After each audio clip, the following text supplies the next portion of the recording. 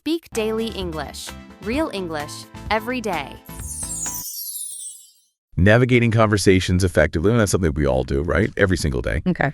And let's be honest, doing it well, especially when there's something actually at stake. Could be a salary, a project, even just, weekend plans that can feel like a real minefield sometimes. Oh, it absolutely can. And then you add this layer of doing it in English, which maybe it's not your first language, and the challenge just, it multiplies. I hear this constantly from people I work with. Yeah. They've got the technical skill, the great ideas, but the thought of negotiating a contract or discussing a raise or even just pushing back a little on a deadline, it makes them incredibly nervous. It's so true.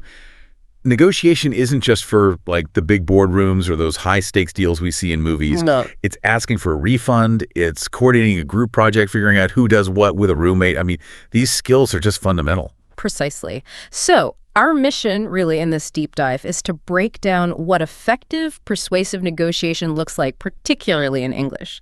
We want to give you the tools, the mindset, and the specific language you can actually use to feel much more in control and, frankly, get better outcomes. Yeah, we're going to share insights from, years of experience helping people communicate effectively. We'll look at the core idea, give you a practical language toolkit, explore the psychology, the why behind people saying yes, touch on key cultural differences, which is huge.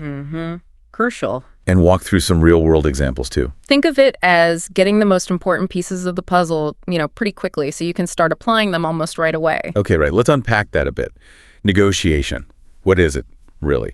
Because, we often think of it as, conflict, don't we? Yeah, and that's honestly the biggest misconception right there. I mean, in my experience, the really successful negotiators, they don't see it as a fight, not a battle where, someone wins and someone loses. They actually see it as a conversation. Simple as that. A conversation with a specific goal, reaching an agreement together. So it's not about forcing someone to do what you want or tricking them. No, not at all. It's about clear communication. It's about really trying to put yourself in the other person's shoes, understand what they need, what their interests are, Okay. and then working together to find solutions that ideally create value for everyone involved.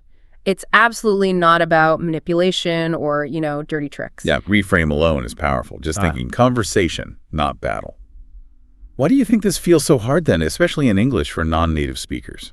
Well, the language itself is definitely part of it, expressing nuance, disagreeing politely, making kind of complex proposals. It takes specific words, specific phrasing. Right. Then there's that cultural layer we mentioned of what's seen as maybe polite directness in one place might feel really rude or confusing somewhere else. And underneath it all, often there's this confidence gap, right? When you're speaking a language you're still mastering, people worry. They worry about stumbling over words or being misunderstood or not sounding professional enough. Oh, I've seen that challenge so often with clients.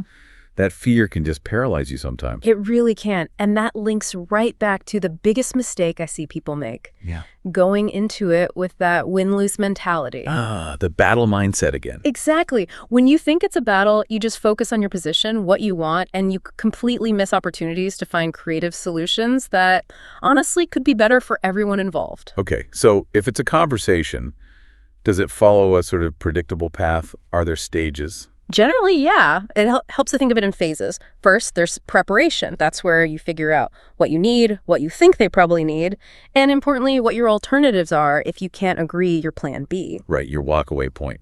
Exactly.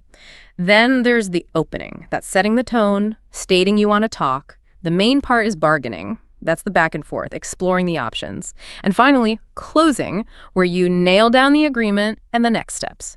And each phase, interestingly, uses slightly different language skills. Okay, so preparation sounds more analytical, maybe, while opening and bargaining need more of those interpersonal language skills. You got it.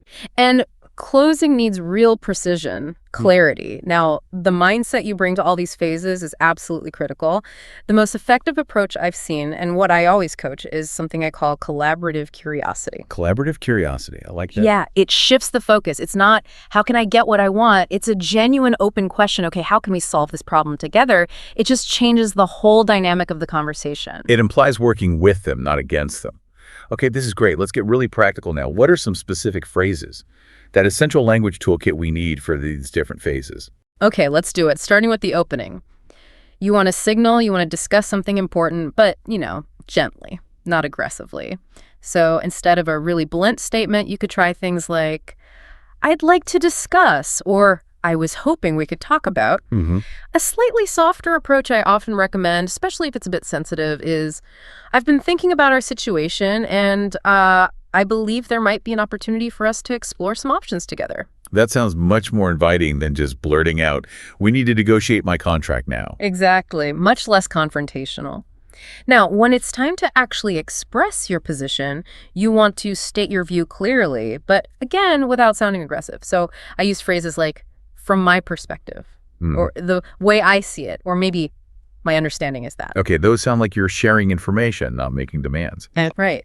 And then for disagreeing or suggesting alternatives, this is key softening language, is crucial for maintaining that rapport.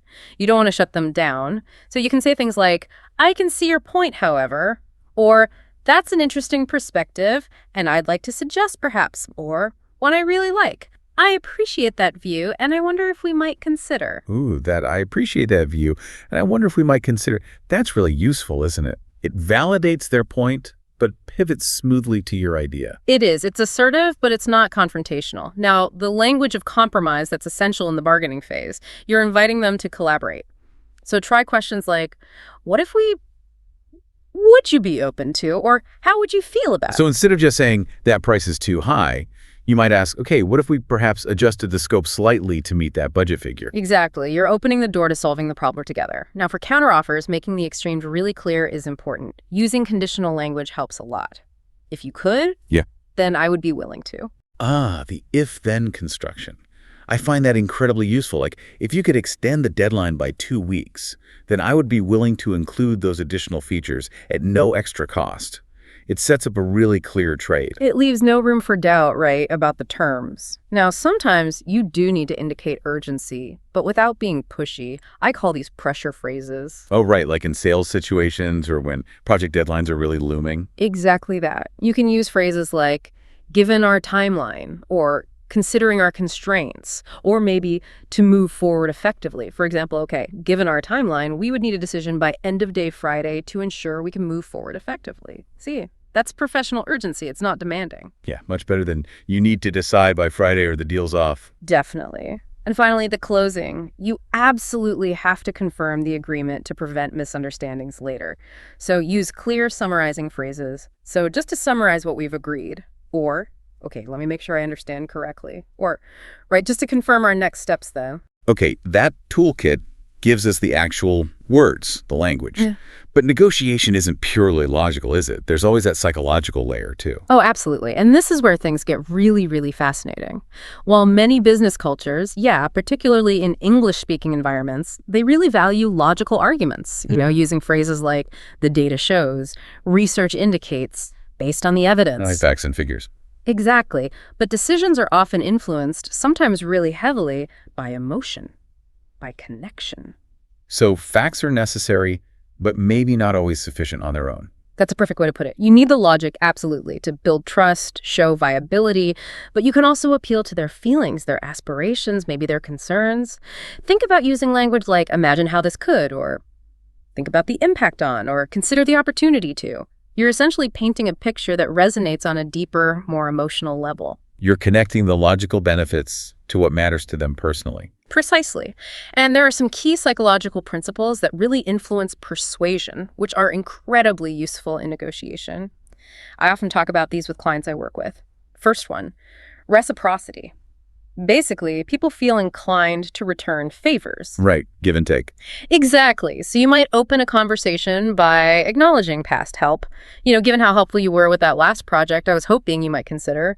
You're building on that positive history. Yeah, leveraging that goodwill. Makes sense. Then there's commitment and consistency.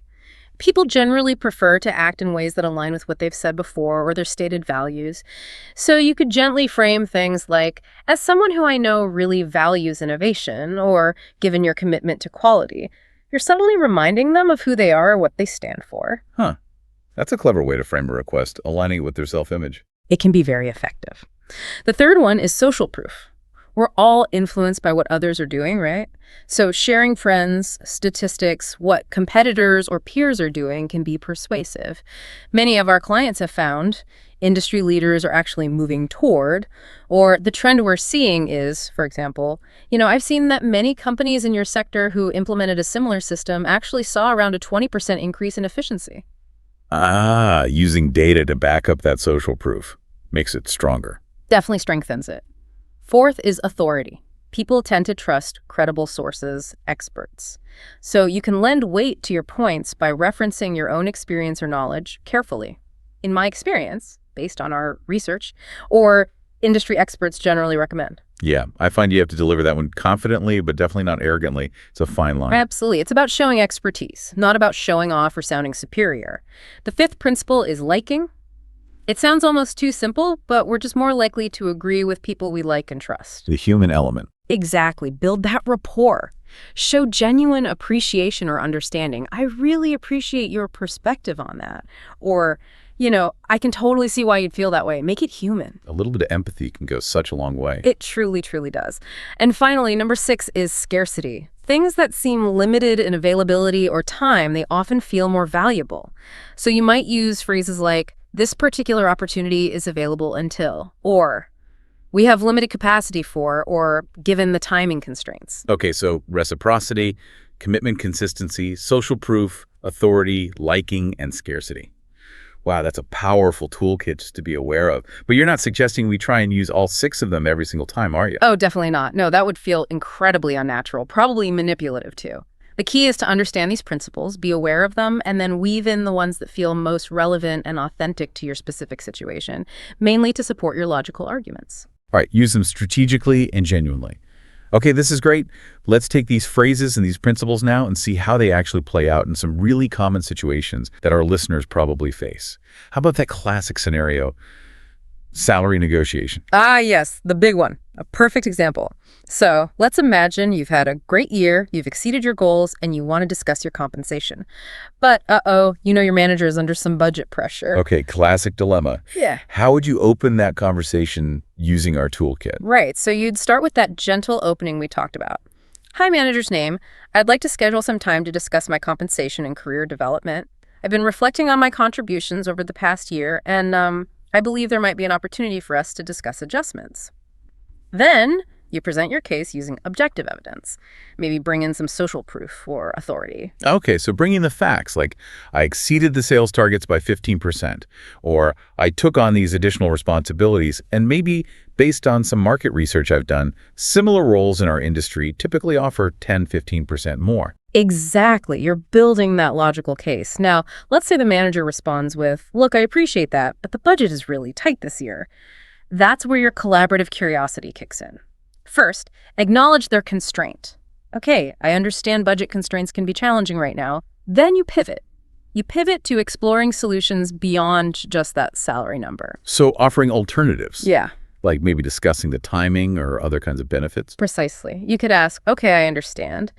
Would you be open then to discussing a timeline for a salary review, maybe next quarter? Or if a direct salary increase isn't possible right now, perhaps we could explore other forms of compensation, maybe additional vacation days or support for professional development. You're showing flexibility and, crucially, that willingness to solve the problem together. Yeah, you're not making it an ultimatum. You're basically saying, okay, given that constraint, what can we do? That's much more constructive. Right. Now, here's another one I see all the time. Negotiating with a, let's say, difficult client, maybe you're a freelancer, and a client who says they love your work asks for a pretty significant discount, or worse, wants to add more work but for the same original price. Oof, yeah. That puts you in a really tough spot. How do you respond firmly but keep it diplomatic? Okay, so first step. Acknowledge their positive feedback, but then immediately clarify the request using those opening and clarifying phrases, something like, thanks so much, I really appreciate your confidence in my work, and I definitely understand budget considerations are always important. Just so I'm clear, let me make sure I understand correctly. You're proposing we reduce the overall budget by 20%, but also add these 2 additional deliverables to the scope. Right, you're just calmly confirming the scale of what they're asking. Exactly. Then you need to explain the reality, but factually, not emotionally. Okay, the challenge with that approach is that reducing the budget while simultaneously increasing the scope would effectively mean I'm working for significantly less per hour than my standard rate. You're gently educating them on the value of your time. And then you offer alternatives using that collaborative, problem-solving language. What if we explored some alternatives that could perhaps work for both of us? For instance, we could keep the original scope but agree on a 10% discount. Or maybe we can maintain the budget with the additional deliverables, but we'd need to extend the timeline. Got it. So you're showing you're open to finding a solution, but not one that's just completely unsustainable for you. You're protecting your value. Exactly. You're being assertive about your value, but you're staying in that problem-solving mode. And look, these principles aren't just for work stuff either. Think about personal negotiations, like, say, planning a vacation with friends who have very different budgets.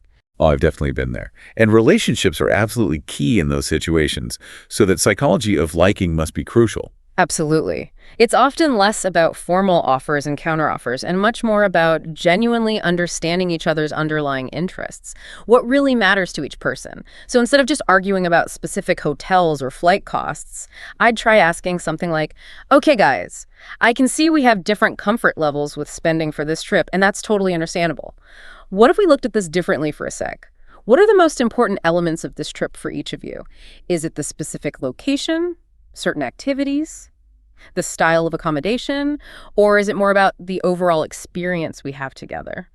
Getting to the why behind their preferences, not just the what. Exactly, because once you understand that, okay, maybe one friend really values adventure, another craves comfort, and a third is focused on saving money, then you can start brainstorming creative solutions that might meet multiple needs. Maybe it's finding a comfortable but mid-range Airbnb with shared amenities. Or maybe you split the time, a few nights somewhere basic, a few nights somewhere nicer, or balance expensive activities with free ones. The language here is really exploratory and collaborative. Hey, what if we tried? How would everyone feel about, would it maybe work for everyone if we... That makes so much sense. It's about addressing everyone's core needs, but in a creative, flexible way. Yeah, it turns what could be a potential conflict into more of a fun puzzle you're all solving together. Now, all of this gets even more interesting and sometimes complex when you layer in cultural differences, because negotiation styles vary significantly around the world. Right. This is such a huge piece of the puzzle, especially for anyone negotiating internationally or even just with people from different cultural backgrounds within the same country. It's absolutely vital, because what feels totally normal and effective in one culture can be confusing or sometimes even offensive in another. Take directness versus indirectness. Okay. In places like the US or maybe the UK, pretty direct language like, I disagree, or sorry, that won't work for us, is often common and expected, for clarity. But in many Asian cultures, for example, saying no, that directly or openly disagreeing can be perceived as very impolite, even confrontational. So how would someone express disagreement more indirectly in that context? Well, you'd typically use more softening language, often framing it as exploring other options rather than rejecting their idea outright. Phrases like, that's an interesting perspective, and I wonder if we might also consider, or maybe I can certainly see the merit in that approach, and perhaps we could explore some additional options as well. You're signaling that you've heard them, but you don't fully agree, or you see a different way, but without that direct confrontation. You really have to listen carefully for those subtle signals then, not just the words. You absolutely do. Timing is another huge one. Some cultures, like the American one, often prefer to sort of get down to business pretty quickly. Right. But in many other cultures, prioritizing building a relationship first is essential. They might spend significant time on small talk, getting to know you personally, before even touching on the actual deal points. That relationship building is part of the negotiation process in those cultures. And skipping that step could actually damage the negotiation before it even starts. It absolutely could, yeah. Even the concept of time itself can differ. Some cultures are very precise with deadlines and schedules, think perhaps Germany or Switzerland. Punctuality is key. Whereas in others, things like relationships, flexibility, maybe unforeseen circumstances might take precedence over sticking to an exact timetable. Think maybe some Latin American or Middle Eastern cultures. There's more fluidity. Okay, and how does hierarchy fit into all this? Oh, hugely. In more egalitarian cultures, you might see people from different levels feeling quite comfortable speaking up, challenging ideas regardless of title. But in more hierarchical cultures, showing respect for seniority is paramount. If you're, say, more junior in the room, but you have an important point to make, you'd use language that shows deference while still contributing. Things like, "With the greatest respect, Mr. Johnson," if I may humbly suggest. It's about navigating that power dynamic respectfully. So what practical advice can you give listeners for actually navigating these complex cultural differences when they negotiate? Okay, a few key things. First, and this is crucial, do your homework. Try to learn a bit about the general cultural norms and communication styles of the people you'll be negotiating with. Don't rely on stereotypes, but get a general sense. Preparation again. Always. Second, when in doubt, it's usually safer to err on the side of formality and respect. It's much easier to become more casual later if the situation allows than it is to recover from an initial impression of being too informal or disrespectful. That's a really solid tip for basically any cross-cultural interaction, isn't it? It really is. Third, be highly observant. Pay close attention not just to words, but to nonverbal cues, tone of voice, and especially how silence is used. The meaning of silence varies enormously across cultures. Don't just automatically jump in to fill any quiet space. Right. Silence doesn't always mean disagreement or awkwardness. Not at all. Fourth, constantly remind yourself that your own cultural norms, how you do things, are just one way. They're not the universal right way. Be open-minded. And finally, if you're really unsure about the process itself, it's often okay to respectfully ask. I've found that saying something genuine like, I really want to make sure I'm being respectful of your preferences here. How would you typically prefer to structure our discussion? It shows sensitivity, and it can really help you navigate the interaction more effectively. That's brilliant, actually. It shows you care enough to ask and get it right. Exactly. Ultimately, the key skill here is adaptability. Be ready to adjust your approach based on the specific individual and the context you're in, not just relying on rigid rules about cultures. Wow, this has been such a comprehensive deep dive. Seriously, we've covered the core mindset, the specific language tools, the psychology behind persuasion, walked through real-world examples, and touched on that critical cultural layer. It feels like we've built a really strong foundation here. I think so too, and I really want to emphasize again that these skills, they aren't just for those formal high-stakes negotiations. They are truly essential life skills. They help you navigate disagreements more smoothly, set clearer expectations, collaborate better on projects, and honestly build stronger relationships in pretty much any context. And practicing these skills specifically in English is such a fantastic way to improve your overall fluency and confidence at the same time. You're building those communication muscles in a really practical, meaningful way. Absolutely. And please, don't feel like you need to master all of this overnight. That would be overwhelming. Just pick one or two things we talked about today that really resonated with you. Maybe it's just focusing on using a few more softening phrases when you disagree, or maybe trying out that "if you could, then I would" structure, or even just consciously trying to bring that collaborative curiosity mindset to your next tricky conversation. Yeah, start small, maybe in a lower stakes situation first, like planning dinner with someone or just discussing tasks with a colleague. The more you practice, even in small ways, the more natural these phrases and this whole mindset will start to feel. Confidence really does come from that consistent practice. Every single effective negotiator started somewhere, right? They learned these techniques piece by piece, often through trial and error. Okay, so here's a little challenge for you, our listener, for this week.